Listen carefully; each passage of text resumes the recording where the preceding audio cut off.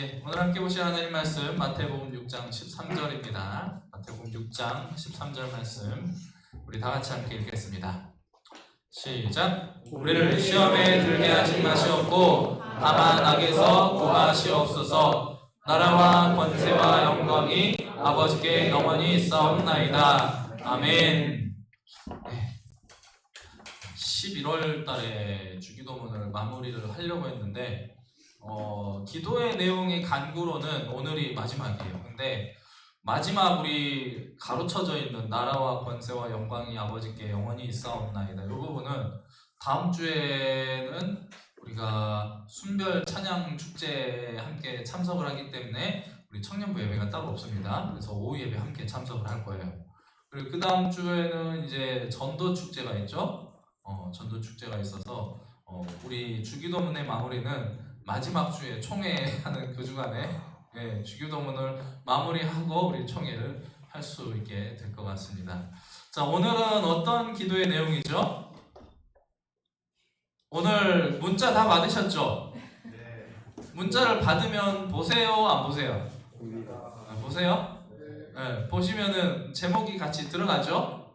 네. 그렇죠? 오늘 함께 나눌 제목이 뭐죠? 시험에 들게 마옵시고. 여러분 시험에 들어본 적 있으십니까? 네. 지금 시험에 들어 계신 분 계십니까? 네. 지금 시험 들고 있어요? 누구 때문에 시험? 나 때문에. 집에 가야겠다. 그러게 못하겠다. 나 때문에 시험 들었다겠다. 누구 때문에? 또 어떤 상황 때문에, 그렇죠? 여러 가지 상황 때문에 시험에 들기도 하고, 또 때로는 누군가를 내가 시험에 들게 하기도 하죠. 오늘 주기도문의 6번째, 우리를 시험에 들게 하지 마옵시고 다만 악에서 구하시옵소서라는 이 기도는 주기도문의 6번째 기도입니다. 6번째 기도에서 이제 앞에 세 부분의 하나님을 향한 세 번째 간구와 마지막 우리를 향한 세 가지의 간구 중에 마지막 간구의 내용이라는 거죠. 창조주 하나님을 우리는 이 기도를 통해서 주기도문을 통해서 볼 수가 있어요. 그리고 성자 예수님을 또 우리는 이 주기도문을 통해서 볼 수가 있죠. 그리고 마지막으로 누가 나와야 되죠? 아니, 성부 성자 했으면 그 다음 뭐가 나와야 돼요? 성령 하나님. 우리는 주기도문의 이 고백을 통해서 성부, 성자, 성령, 삼위일체 하나님을 볼 수가 있어요. 어떻게 보느냐? 우리를 향한 세 가지의 간구 중에 첫 번째가 뭐예요? 우리에게 일용할 양식을 주옵시고, 그죠? 창조주 성부 하나님은 우리에게 일용할 양식을 주시는 분이시라는 거죠. 자, 그 다음 뭐예요? 우리가 우리에게 죄 지은 자를 사하여 준 것 같이 우리 죄를 사하여 주옵시고. 우리에게 필요한 게 뭐라는 거예요? 죄의 용서함이라는 거죠. 이 죄의 용서함을 누가 이루셨어요? 예수 그리스도의 십자가의 사역을 통해서 죄의 용서함이 이루어졌죠. 우리는 이 고백을 통해서 성자 예수님을 볼 수가 있는 거죠. 그리고 오늘 마지막 세 번째 간구, 우리를 시험에 들게 하지 마옵시고 다만 악에서 구하시옵소서. 누가 하시는 역할이죠? 성령 하나님께서 우리를 인도해 주시고 거룩한 삶을 살아갈 수 있도록 힘을 주시는, 이렇게 성부, 성자, 성령, 삼위일체 하나님을 향한 간구를 우리가 주기도문을 통해서 드리게 된다라는 거죠. 무슨 말이냐? 주기도문은 우리가 기도하는 방법을 가르쳐 주는 것이서 끝나는 것이 아니고, 이 기도를 통하여서 나는 어떤 존재인가, 우리 인간이란 어떤 존재인가를 가르쳐주고 있다는 거예요. 우리 인간은 일용할 양식을 주실 하나님을 의지할 수밖에 없는 하나님을 향한 의존의 존재라는 거죠. 여러분, 한자의 사람 인자를 보면 우리 어렸을 때 어떻게 배웠어요? 남자와 여자가 함께 만나서 서로를 의지하면서 아름다운 한 몸을 이루어서 사람이 된다라고 배우죠. 근데 다른 한 가지 해석으로는요, 교회에서는 어떻게 해석해야 되냐면, 이거는 하나님이 하늘을 덮어주시는 거예요. 하나님이 덮어주시는 그 보호하심과 인도하심 아래 우리가 들어가서 하나님을 의지하는 거예요. 그래서 우리가 사람이 되는 거죠. 하나님의 보호하심 아래서 그 안에 하나님을 의존함으로 인해서 우리가 온전한 한 사람이 된다. 이게 사람인의 의미예요. 아시겠죠? 네. 반응이 없어. 네. 이렇게 우리가 하나님을 의존해야 할 의존적인 존재이며, 또 우리는 하나님께 빚진 자로서 죄에 대해서, 또 복음에 대해서, 의에 대해서 빚진 자로서 하나님께 죄의 용서함을 받아야 할 존재라는 거죠. 그리고 마지막으로 우리가 시험에 들게 하지 마옵시고 다만 악에서 구하옵소서라는 기도를 통해서 이제는 우리의 삶이 영적 전쟁에 있다는 사실을 늘 기억해야 하며, 이 영적 전쟁 속에서 악에 맞서 싸워서 성화의 길을 걸어가야 하는 존재가 바로 우리의 삶의 모습이다라는 것을 이 기도를 통해서 가르쳐주고 있다는 거예요. 근데 예수님을 믿으면 우리가 죄사함을 받게 되죠. 예수님을 믿으면 죄사함을 받게 되는데, 그렇다고 해서 우리가 죄에서 완전히 단절되고 끊어지는 건 아니죠. 왜 그럴까요? 예수님을 믿으면 죄사함을 누리고 자유함을 얻게 된다고 하는데, 왜 여전히 우리는 죄와 함께하며 죄와 더불어 살아가는 현실을 볼 수밖에 없을까요? 죄에는 두 가지가 있기 때문이에요. 알고 계시죠? 어떤 죄인지. 첫 번째는 어떤 죄예요? 속건죄. 어? 뭐라고? 속건죄? 이걸 어떡하지? 그렇죠. 그건 속건죄는 제사예요. 순간 당황해서 자지 마 이놈아! 눈 떠! 자, 첫 번째는 무슨 죄? 원죄. 원죄는 어떤 죄예요? 아담과 하와가 선악과를 따먹으로 인해서 타락한 본성이 우리 모든 인류에게 유전적으로 전해지는 죄죠. 이게 첫 번째 원죄이고, 두 번째는 그럼 어떤 죄예요? 두 번째가 안 나오네. 두 번째 자범죄. 자, 따라할까요? 자범죄. 자범죄 무슨 말이에요? 스스로 범할 법, 내가 스스로 죄를 범한다. 이게 자범죄예요. 왜 우리에게 자범죄가 있느냐? 우리가 예수님을 믿어서 예수님을 믿고 나의 구주로 영접하고 회개하는 그 순간, 한순간에 영원히 해결되는 죄는 어떤 죄냐? 바로 이 아담으로부터 물려받은 원죄예요. 이 원죄의 문제는 예수님을 믿고 회개하는 순간 한 번에 해결이 돼요. 그래서 원죄 때문에 다시 회개할 필요는 없다는 거예요. 그런데 우리가 매일매일 회개하는 삶을 살아야 한다라고 하죠. 매일매일 회개하는 삶. 왜 매일매일 회개를 해야 되느냐? 나 회개해서 죄에서 자유함을 누렸는데 왜 자꾸 회개하라고 하느냐? 이해가 안 될 거예요. 그런데 우리가 원죄에서는 해방이 되었지만 우리 안에 여전히 타락한 죄인의 본성이 남아있다는 거예요.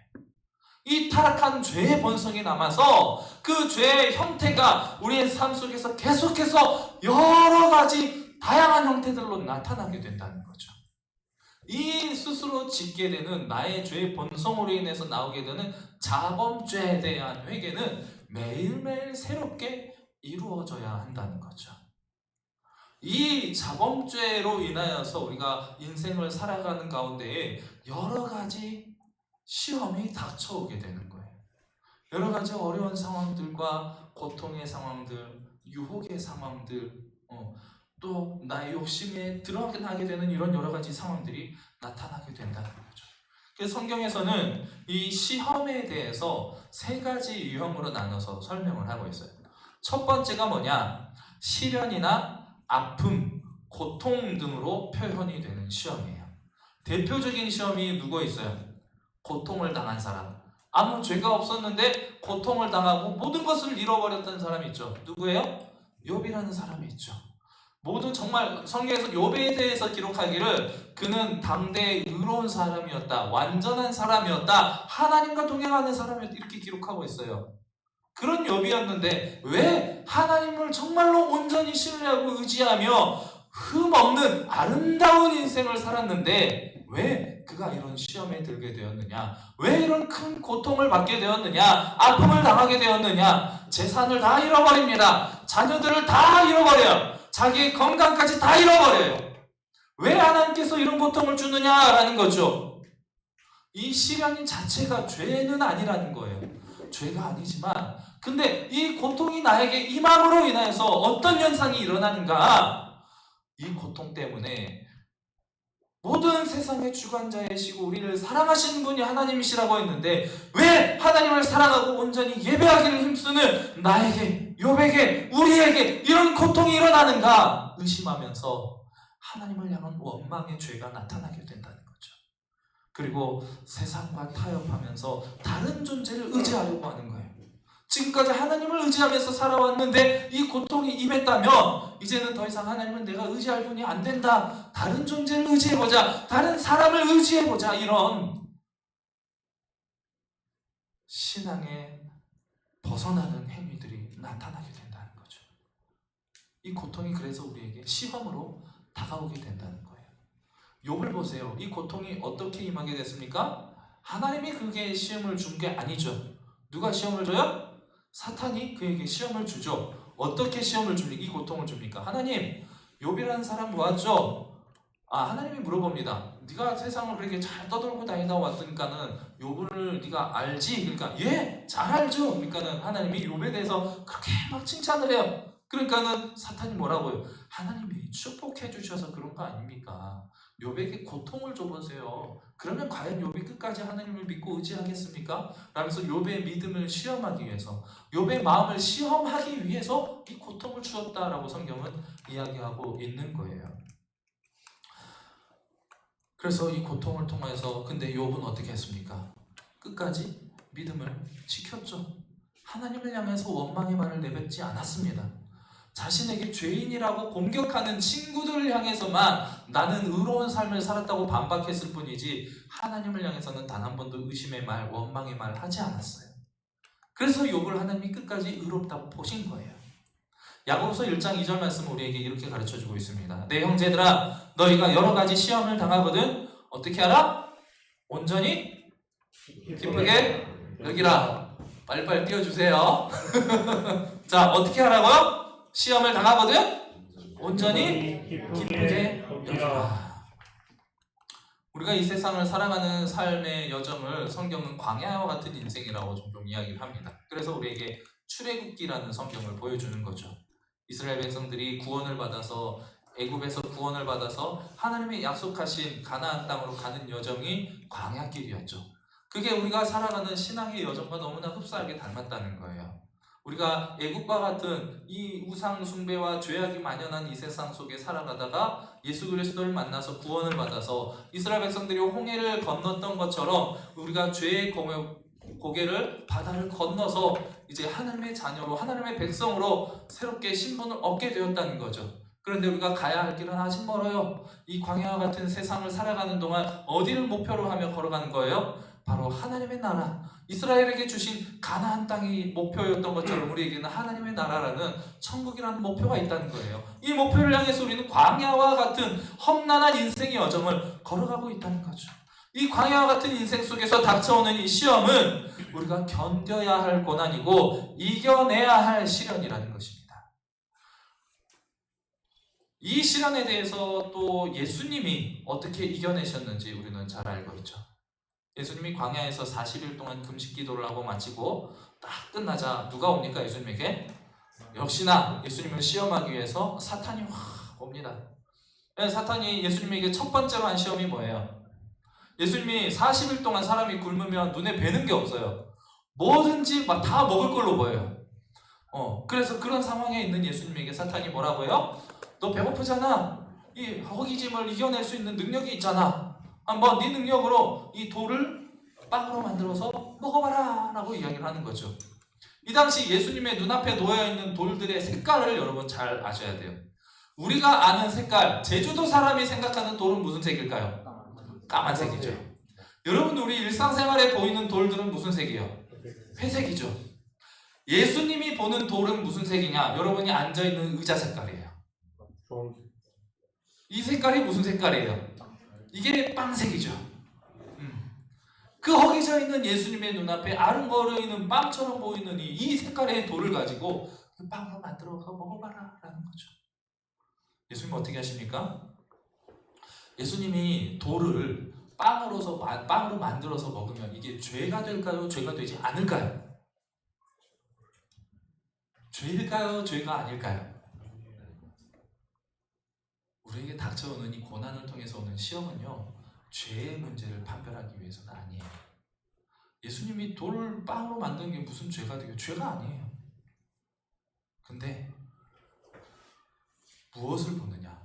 사역의 방향성, 그 마음의 중심이 하나님을 향하는지 나를 향하는지를 테스트하는 거예요. 예수님 뭐라고 말씀하십니까? 사람이 떡으로만 사는 것이 아니요 여호와의 입에서 나오는 모든 말씀으로 살 것이라 라는 신명기 8장 3절 말씀을 인용해서 사탄의 유혹을 물리치죠. 예수님은 사역을 시작하는 그 처음부터 사역을 마치시는 그 마지막 순간까지 예수님은 가지신 그 무한하고 전지전능하신 능력을 자기 자신을 위해서는 단 한 번도 사용하지 않으셨다는 거예요. 자기 자신을 위해서 빵 하나도 만들어 먹지 않고 물 하나도 자기 자신의 영광을 위해서 만들지 않았다는 거예요. 오직 사랑하는 하나님의 자녀들을, 하나님의 백성들을 향하여서 그 모든 능력과 권세들을 베풀어 주시는 데 사용하셨다는 거예요. 그게 바로 예수님의 생애를 공생애라고 부르는 이유예요. 그냥 예수님의 사역이라고 부르지 않고 예수님의 사역을 공생애라고 부르는 것은 우리의 공적인 유익을 위하여서 온전히 자신을 희생해서 드리셨다라는 거예요. 그런 의미에서 예수님의 사역을 공생애다라고 우리가 부르는 거죠. 사탄은 우리에게 동일하게 시험합니다. 여러 가지 어렵고 힘든 상황들을 줄 거예요. 그러면 그 상황 속에서 한 줄기 빛을 줄 거예요. 네가 이것만 하면 놀라운 인생 역전을 이룰 수가 있어. 이것만 하면 너의 인생이 바뀔 수가 있어. 이 한 가지로 시험할 거예요. 언제? 고통과 시련 속에서. 그럴 때 예수님을 기억하시기 바랍니다.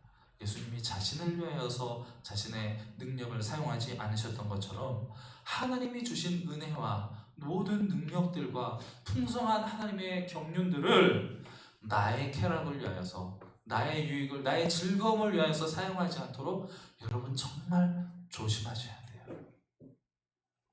때로는 하나님께서 주신 은혜와 모든 풍성한 축복들이 나의 쾌락을 위하여서, 내 즐거움을 위해서 사용되어질 때가 얼마나 많은지 몰라요. 나를 위해서 끝나버리는 거예요. 하나님이 이것들을 주신 목적이 무엇인지를 잊어버리는 거죠.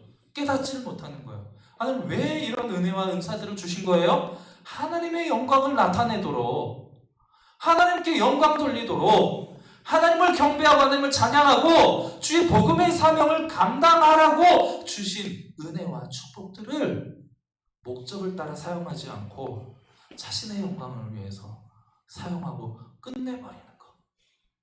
결국 그건 죄가 된다는 거예요. 이게 첫 번째 성경이 말하는 시험입니다. 두 번째 시험은 어떤 것이냐? 바로 죄의 유혹이죠. 이 죄의 유혹은 결국 우리를 교만의 길로 인도하는 거예요. 교만은 뭐예요? 자기 자신을 끊임없이 세상 속에서 증명하는 거죠. 나의 존재 가치를 높이는 거예요. 다른 사람보다 우월하다는 것을 보여주는 거죠. 이런 시험은 주로 어떻게 주어집니까? 내 내면에서 일어나지 않아요. 다른 사람, 나의 눈앞에 외부를 바라보면서 외부로부터 인하여서 나에게 주어지게 되는 것들입니다. 사탄이 예수님에게 어떻게 시험합니까? 이 교만에 대해서 성전 꼭대기로 예수님을 데리고 올라가요. 밑에 수많은 사람들이 있습니다. 수많은 사람들 앞에서 네가 정말 하나님의 자녀라며 아들이라면 이곳에서 네가 뛰어내려봐라. 그러면 하나님의 천사들이 너의 발을 받쳐서 너를 안전하게 지켜줄 것 아니냐. 그래서 네가 하나님의 아들이라는 사실을 수많은 사람들 앞에 증명해봐라 라고 유혹하는 거예요. 이때 사탄은 하나님의 말씀을 인용했습니다. 근데 하나님 말씀을 인용하긴 하는데 적용을 잘 못해요, 사탄들은. 그래서 그냥 자신의 욕심을 위하여서 이루도록 축복으로 주신 하나님의 약속의 말씀을 교만의 기회로 바꾸도록 우리에게 제시를 할 때가 많다는 거예요. 여러분, 하나님의 말씀을 들으실 때요, 주의해서 잘 들으시기 바랍니다. 특별히 목사가 하는 말은 잘 들으세요. 제가 하는 말 잘 들으세요. 제가 언제 엉뚱한 소리를 하게 될지 몰라요. 저도 몰라요. 어떻게 잘 들어야 되겠어요? 여러분, 분별의 영을 가지셔야 됩니다. 분별의 능력을 가지셔야 돼요.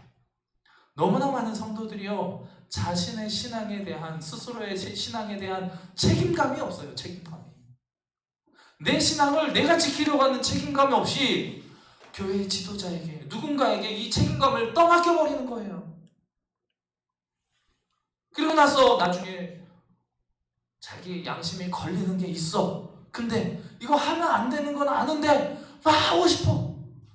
막 즐기고 싶고 누리고 싶고 남들 다 하니까 나도 하고 싶어. 근데 마음속에서 막 이거 하면 안 된다고 하고 자꾸 걸고 넘어져. 그럴 때 어떻게 해요? 이 책임감을 목사한테 떠넘겨요. 목사님, 이거 해도 돼요? 안 돼요? 쟤도 하고 저 교회도 하고 이 교회도 하고 누구도 하고 어떤 목사님도 다 하던데 이거 해도 돼요? 안 돼요? 그럼 어떻게 해요? 위로와 공감을 사역의 중심에 두는 목사님은 괜찮아, 하나님 다 이해하실 거야 라고 말하고 그렇게 공감을 해줄 수도 있어요. 근데 저같이 공감 능력이 없는 T 성격을 가진 사람은 단호하게 말할 거예요. 놀았나? 마, 죽을래? 하지마. 여러분, 조금이라도 양심에 거리낌이 있는 질문은 하지 마세요. 하면 안 되는 거예요. 그건. 질문 자체를 하지 마세요.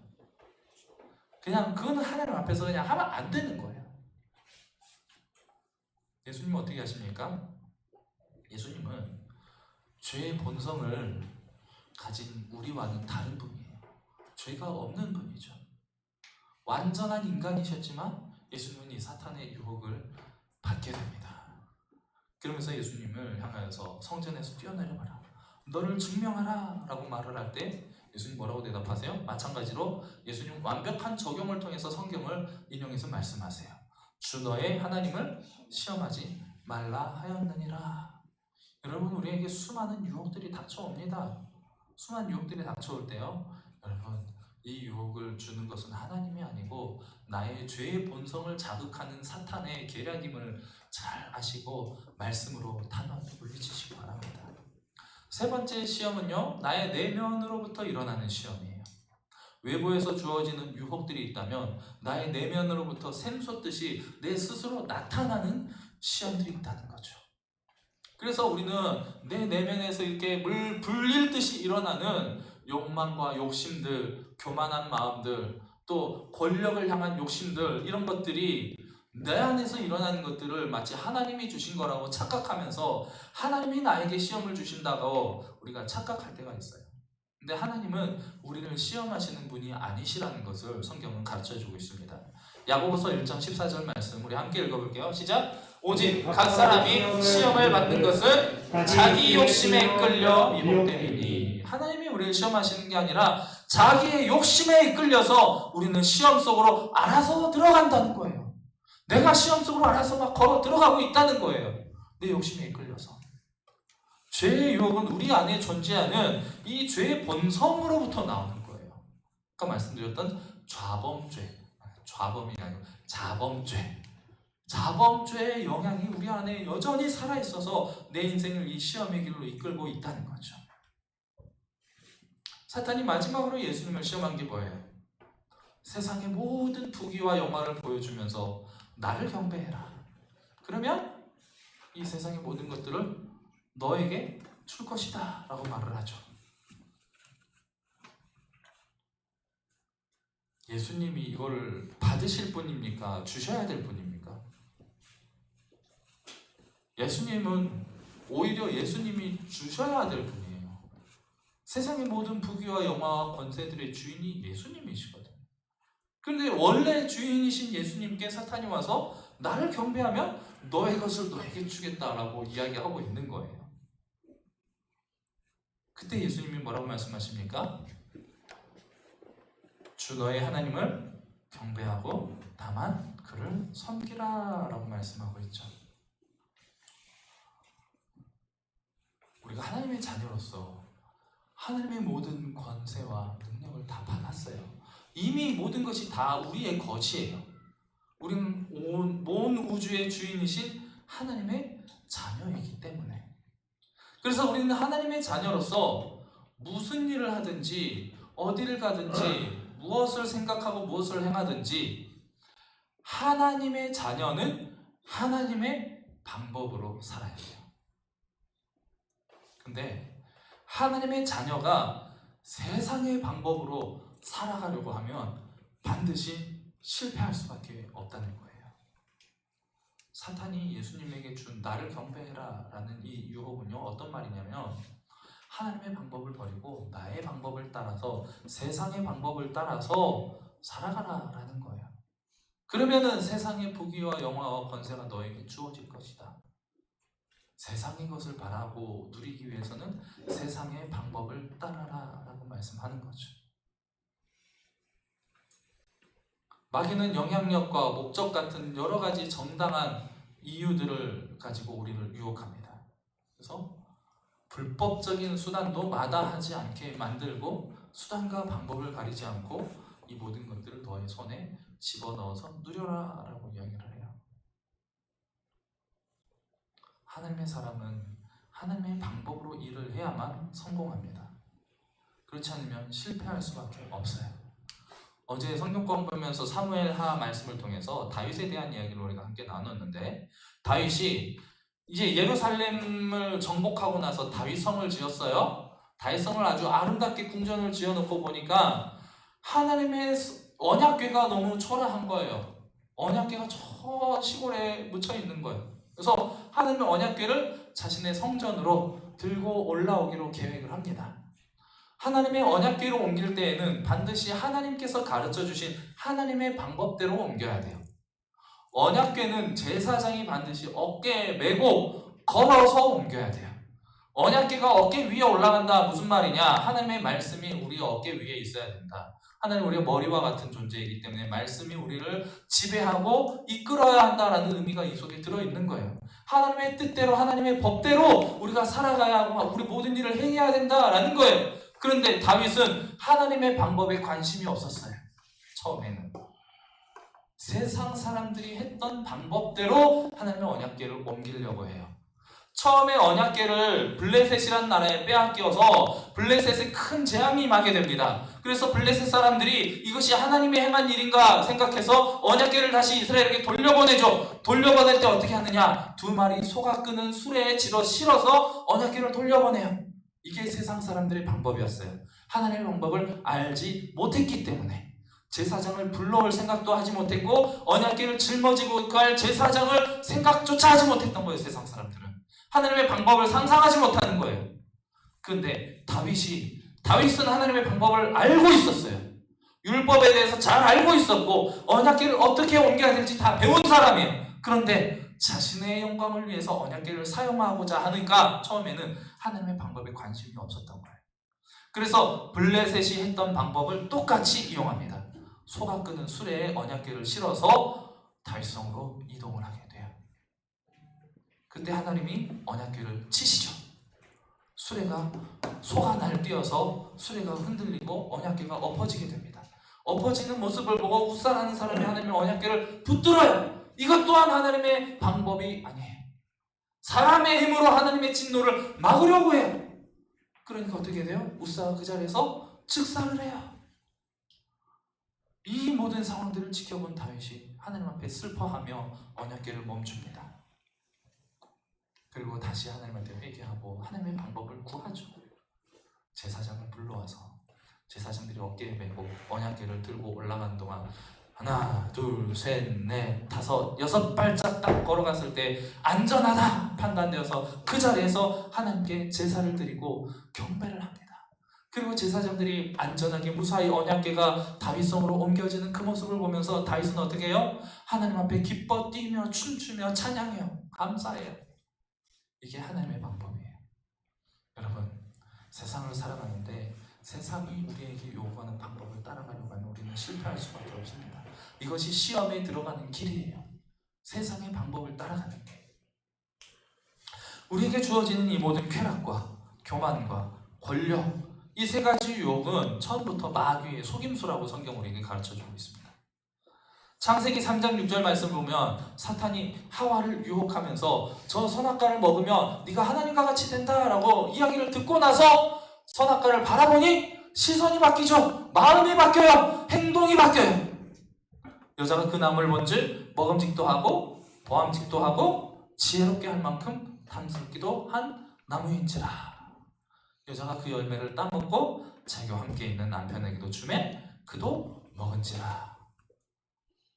하나님의 방법으로 주어진 하나님의 축복과 은혜를 거부한 순간이죠. 그리고 스스로 선악을 결정할 권리를 스스로 취하기 위하여서, 그리고 스스로의 지혜에서 나오게 되는 자신의 삶의 영향력들을 내가 행사하고 선택하고 결정하기 위해서 결국은 선악과를 따먹게 된 것이죠. 이 근본의 마음의 상태에 대해서 요한일서 2장 16절에 이렇게 가르쳐주고 있어요.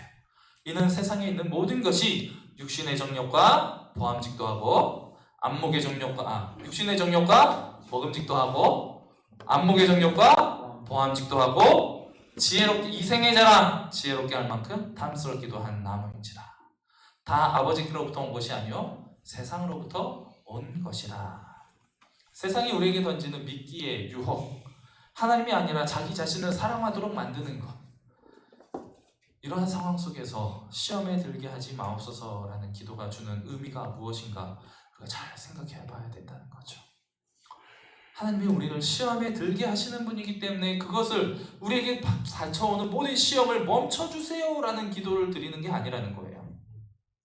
야고보서 1장 13절 말씀을 보면 사람이 시험을 받을 때에 내가 하나님께 시험을 받는다 하지 말지니 하나님은 악에게 시험을 받지도 아니하시고 친히 아무도 시험하지 아니하시느니라. 그리고 시편 11편 5절 말씀에 여호와는 의인을 감찰하시는 분이다 말씀하고 있어요.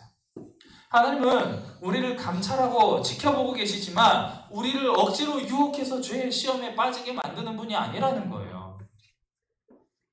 이 시험에 대해서 다시 한번 두 가지로 압축해 보자면, 첫 번째로는 우리를 넘어지게 하는 유혹이 있죠. 영어로 이제 간만에 영어 한번 쓰는데 템테이션. 그다음에 우리의 믿음의 성장을 시험하기 위한 테스트. 두 가지로 압축해 볼 수 있죠. 나의 외적으로 주어지는 유혹들, 내면에서 솟아나는 교만과 욕심들, 이것은 유혹으로 분리를 해볼 수가 있겠죠. 나에게 주어지는 모든 고통의 시련의 상황들, 테스트로 분리를 해볼 수가 있겠죠. 이런 유혹과 시험 앞에서 우리가 시험에 들게 하지 마옵소서라고 드리는 기도는 더 이상 내가 죄에 대해서 매력을 느끼지 않게 해달라는 간구가 되는 거예요. 내 안에, 내 눈앞에, 내 내면 속에서 계속 죄의 모습들이 즐거움의 형태로, 쾌락의 형태로, 욕심의 형태로, 따먹어야 할 열매의 형태, 아름다운 모습으로 다가올 때 더 이상 그것들의 매력을 느끼지 않을 수 있도록 나를 지켜주십시오라는 기도가 된다는 거예요. 그리고 이 모든 시험의 근원이 되는 마귀의 권세로부터 나를 멀리할 수 있도록 하나님 나를 거룩하게 지켜주세요. 나에게 정결한 마음을 주시옵소서. 주의 성령이 내 안에서 떠나지 않도록 나를 붙들어 주시옵소서 라고 기도하는 거예요. 세상을 살아가면서 이 죄와 시험의 문제를 모두 피할 수 있는 사람은 아무도 없을 겁니다. 때로는 이 모든 것들로부터 다 탈피하기 위해서 깊은 산속으로 혼자 들어가서 산다 할지라도 이 시험에서 벗어날 수 없어요. 우리는 육신에 맞서 싸워야 할 상황들이 매일매일 끊임없이 우리에게 다가오죠. 누구도 이 다가오는 고통을 피할 수가 없습니다. 그때 우리는 이 기도를 통하여서 자신의 힘으로 이겨내려고 하면 우리는 반드시 질 수밖에 없어요. 모든 상황을 주관하시고 우리를 지켜보시는, 감찰하시는 하나님을 먼저 바라보시기 바랍니다. 그리고 먼저 모든 시험을 이기시고 승리하신 예수님을 바라보고 그 예수님을 의지하시기 바랍니다. 여러분, 회개는요, 예수님과의 연합을 의미해요. 예수님과 하나됨을 의미하는 거예요. 여러분, 고통과 괴로움의 상황이 혹시라도 여러분들에게 왔다면 가장 먼저 여러분들이 해야 할 일은요, 내가 혹시 하나님 앞에 지은 죄가 없는지를 먼저 살피셔야 돼요. 죄로 인한 고통일 수도 있고 나를 시험하기 위한 나의 성장을 위해서 시험하기 위한 고통일 수도 있지만 가장 먼저 나의 죄를 살피시기 바랍니다. 그리고 회개를 통하여서 예수 그리스도와 연합을 이루시길 바랍니다. 그럼 우리는 이 모든 고통과 어려움과 슬픔 속에서 예수님이 내 안에 주시는 기쁨과 평안함과 넘치는 은혜로 인하여서 우리는 이겨낼 수가 있게 된다는 거예요. 그리고 마지막으로 우리의 삶을 하나님 앞으로 거룩하게 이끌어 가시는 우리의 성화를 주장하시는 견인하시는 성령님을 의지하시기를 바랍니다. 그래서 나의 믿음을 지키고 나의 삶을 지키고 나의 생각과 나의 마음을 지키셔서 먼저 우리 한 사람 한 사람이 시험에 들지 않는 시험을 닥쳐오는 시험을 바라보더라도 싸워서 이겨낼 수 있는 굳건한 믿음 위에 서시기를 바랍니다. 그리고 여러분 우리를 시험에 들게 하지 마옵소서라는 이 기도를 할 때 또 한 가지 생각할 것은 나로 인하여서 다른 사람이 시험에 들지 않도록 내 자신을 잘 지키고 다스릴 수 있도록 하나님 나를 도와주십시오 라는 마음으로 이 기도를 하시기 바랍니다. 예수님은 다른 사람을 실족하게 하는 사람은 차라리 그 목에 연자 맷돌을 목에 메고 바다에 빠져 죽는 것이 차라리 낫다라고 말씀하셨어요. 남의 눈치를 보면서 살아가라 라는 거예요. 제가 제일 못한 게 사람 눈치 보는 거거든요. 전 눈치 진짜 없어요. 그래서 저희 아내는 항상 저한테 빌어요. 부탁을 하는데 빌어요. 제발 사람 눈치 좀 보고 살자. 눈치 좀 보고 살자. 근데 우리가 봐야 할 눈치가 뭐냐? 그냥 남들 기분 살피고 이런 걸 살피라는 게 아니에요. 덕을 위해서. 믿음의 덕을 위해서. 덕을 세워나가는 삶을 살기 위하여서 다른 사람 눈치를 좀 보고 살라는 거예요. 혹시라도 나의 이러한 모습들로 인하여서 누군가가 시험에 빠지지 않게 될까? 이것들을 염려하면서 걱정하면서 나의 삶을 하나님 앞에서 건강하고 바르게 세워나가기를 힘쓰시라는 것입니다. 이게 고린도전서 고린도후서에서 계속 우리에게 사도 바울이 가르쳐주는 내용이에요. 덕을 위하여서, 믿음의 덕을 위하여서. 그래서 고기를 먹을 믿음이 있지만 나는 덕을 위하여서 고기를 먹지 않겠다라고 사도 바울은 이야기하는 거죠. 여기서 말하는 고기는 어떤 고기냐? 그 당시에 먹게 되는 고기는 거의 99%가 이방 우상에게 먼저 제사를 드리고 나서 시중에 나오는 고기들이에요. 이 고기가 먹지를 않겠다는 거죠. 이게 무슨 말이냐? 다니엘도 마찬가지였어요. 다니엘이 바벨론의 포로로 잡혀가서 아름다운 산의 진미가 나오게 되는데 이때 나오는 고기들이 다 바벨론에서 섬기는 이방 우상들의 앞에 제사로 드려진 이후에 나오게 되는 음식들이었던 거예요. 그것들 먹기를 거부했다는 거죠. 다니엘과 세 친구들은. 덕을 위하여서, 자신의 믿음을 지켜나가기 위하여서. 우리 술 마실 믿음이 있죠. 담배 피울 믿음이 있습니다. 뭐도 하고 순대 먹을 믿음이 있어요. 그죠? 제가 순댓국을 얼마나 좋아했는지 몰라요. 길동교 와가지고 순댓국을 잘 못 먹어가지고 참 그리워요. 이 먹고 안 먹고가 중요한 게 아니라는 거예요. 내가 이것들을 먹고 행하는 그 행위들을 통해서 누군가가 나의 모습을 보고 시험에 든다면 안 된다는 거예요. 이것을 위하여서 먼저는 내가 시험에 들고 내가 어려움에 빠지지 않기 위해서는 나를 지켜주십시오 라는 마음으로, 그리고 나를 통하여서 누군가가 시험에 들지 않도록 지켜주십시오 라는 마음으로 우리는 이 기도를 하나님께 올려드려야 할 줄로 믿습니다. 그래서 먼저는 여러분 한 사람 한 사람, 그리고 우리 아름다운 마하나임 길동교회 청년 공동체가 정말로 모든 다가오는 시험을 믿음으로 아름답게 이겨내며 승리하는 귀하고 복된 인생을 살아가는 저와 여러분들이 다 되시기를 주님의 이름으로 간절히 축복합니다. 사랑하는 주님, 매일매일 닥쳐오는 시험의 문제 앞에서 넘어지고 무너지며 좌절하는 저희들을 위해서 올바른 기도를 통해 우리가 의지하고 구해야 할 곳이 어디에 있는지, 어떻게 이겨낼 수 있는지를 가르쳐주셔서 감사합니다. 죄가 없으시며 우리 삶의 모범이 되시고 승리의 모범을 보이신 예수님을 본받아서 늘 믿음으로 승리하는 삶을 살아가는 가운데 날마다 더욱 성장하여서 복된 삶을 살아가는 우리들의 모든 인생들을 가질 수 있도록 우리의 마음과 생각과 삶을 지켜주시옵소서. 예수님 이름으로 기도드립니다. 아멘.